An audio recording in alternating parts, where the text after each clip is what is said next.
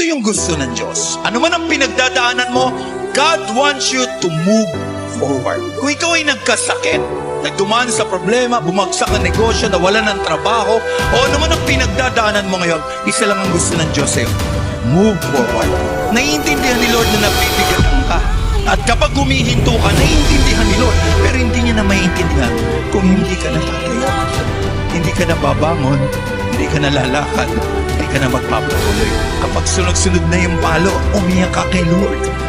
Humingi ka ng tawad. Don't have that defeated mindset. Hindi kalooban ng Diyos na ang laman ng isip mo ay palaging natatalo ka. Ang kalooban ng Diyos, anak ka niya at mananalo ka at pagpapalain ka ng Diyos at may inihanda siyang mabuti para sa iyo. You are not born defeated. You are born a winner. Hindi ka pinanganak para matalo. Pinanganak ka para magtagumpay sa harapan ng atin. No! We are more than conquerors through Him. Lakas! Jesus Christ will love us.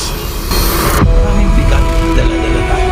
Pero tandaan mo, kahit na mabigat ang buhay, basta kasama mo ang Diyos, tagumpay ka pa rin na lumalaban sa lahat ng bigat ng buhay.